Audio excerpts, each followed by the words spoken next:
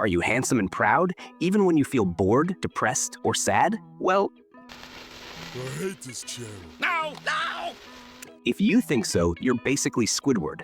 But today's topic isn't about whether you're a Squidward or jacked like Larry the Lobster. It's one question. Why the fuck can't Squidward play the clarinet, even after decades of practice?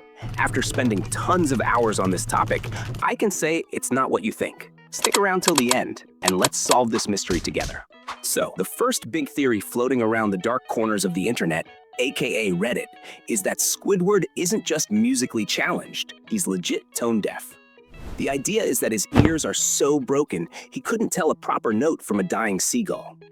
It's a classic, the universe hates him on a biological level explanation, which honestly tracks with his life. His awful playing is a core part of his character, a symphony of squeaks and misplaced notes that have tortured Bikini Bottom for decades. But is it a bug or a feature? A medical condition, or just a running joke from some sadistic writers? The evidence for this is pretty wild. You've got the bubble stand episode where he starts playing like a pro, and it's beautiful. Then SpongeBob decided to set up a bubble stand right next to Squidward's house. Patrick and SpongeBob tried to blow bubbles themselves, performing some, let's say, creative tricks. Meanwhile, SpongeBob made an elephant-shaped bubble that zoomed through Squidward's window and popped, leaving Squidward completely frustrated.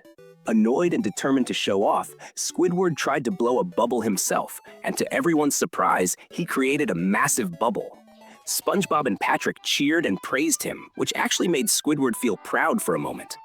Feeling happy, he went back to his house, not realizing that the giant bubble hadn't popped yet.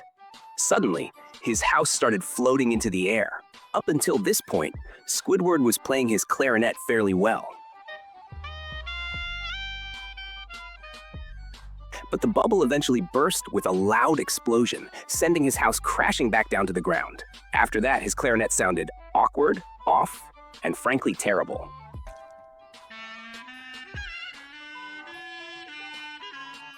Fans speculate that the bubble explosion might have damaged Squidward's ears, what some call tone damage. According to this theory, that's why he's been so bad at the clarinet ever since. It kind of makes sense. But here's the catch. Squidward loves music. If he were truly tone deaf, how would he still be able to tell what sounds good or bad? Well, maybe it's just because you're ugly.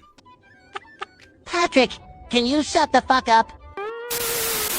In episodes like A Flea in Her Dome or Bucket Sweet Bucket, it's clearly shown that Squidward knows what good music sounds like. He actually enjoys it. In the Thing episode, at the beginning, we see Squidward looking around to make sure SpongeBob and Patrick aren't nearby to annoy him. Once he's sure they're gone, he tries to relax and enjoy music by playing KPIG's songs. This raises a big question for the tone-deaf theory.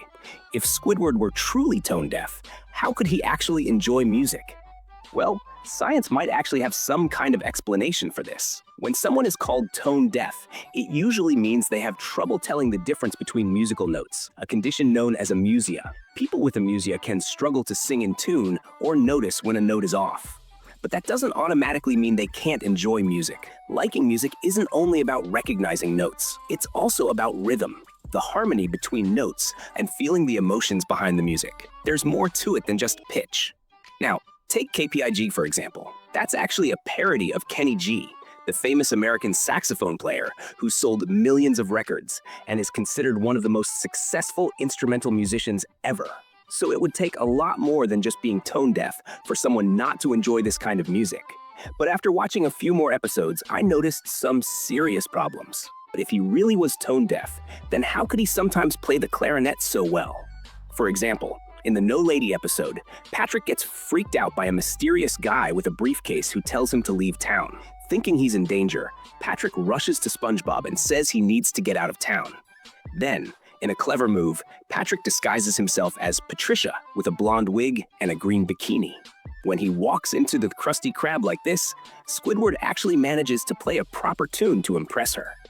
It's not a huge performance, but it's smooth, and it shows he can play well.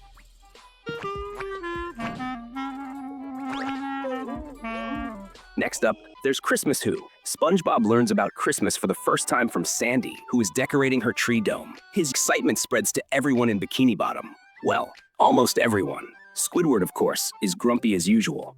But despite his usual complaints, SpongeBob gives him a handmade gift. a driftwood clarinet he crafted himself. Squidward, feeling a little guilty, decides to dress as Santa to cheer SpongeBob up. This leads to a series of surprisingly heartwarming moments where Squidward actually plays the clarinet well, showing that when he's emotionally engaged, he can hit the right notes and produce good music. Later, in Hello Bikini Bottom, Squidward decides to practice the clarinet outside his window. At first, it's not perfect, and his usual grumpiness shows.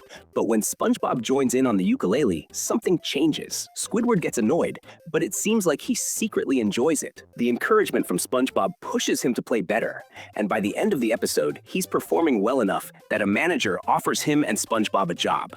So from episodes like Christmas Who, No Lady, and Hello Bikini Bottom, along with all the times we clearly see Squidward enjoying music, we already have strong proof that he isn't tone deaf at all. Which brings us to the real question. If he's not tone deaf, then why in the world can't he play the clarinet the way he wants to? Well, after looking deeper into this, I've come across two possibilities. The first one ties back to the Dunces and Dragons episode. In this story, SpongeBob and Patrick end up in a medieval stadium to watch a jousting match. But of course, things don't go as planned. They get catapulted into the sky and somehow land in a 12th century version of Bikini Bottom. After being mistaken for evil sorcerers, they're tossed into a dungeon. That's where we meet Squidley, Squidward's medieval ancestor, who also happens to be terrible at playing the clarinet. Here's where it gets interesting. Squidley, frustrated by his lack of musical talent, blurts out a curse. He basically says that if he can't master the clarinet, then his descendants 7 generations down the line should inherit the same curse.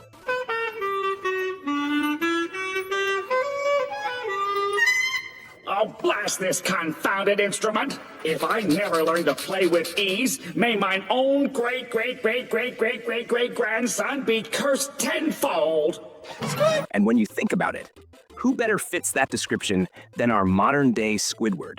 This curse theory suggests his struggles with music aren't about ability at all. They might be something he was doomed to face since birth. But it's not like this just started when Squidward was an adult.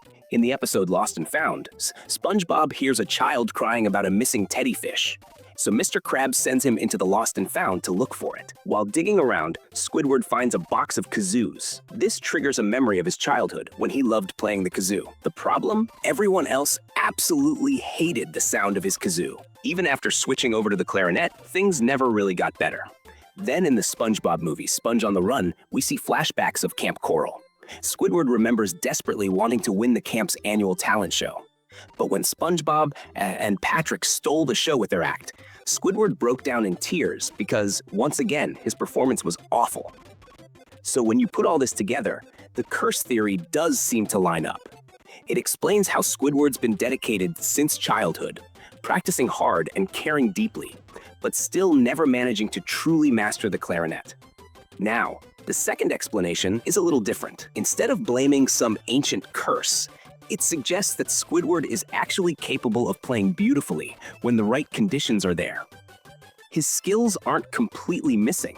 They're just inconsistent. They depend on his mood, his surroundings, and whether he feels motivated or emotionally connected. To back this up, researchers once studied how octopuses respond to music. 2 octopuses, Arnold and Lisa, were placed in separate tanks with a speaker set up between them. The scientists played different kinds of music, and the results were pretty interesting. Not every song got a reaction, but the octopuses showed the most response when the music was classical, atmospheric, or had a strong beat. Arnold even tried to search for the source of the sound when he heard music with a calming rhythm. That shows how animals, like octopuses, can feel and respond emotionally to certain kinds of music. So, if that's true for octopuses, then it makes sense for Squidward too.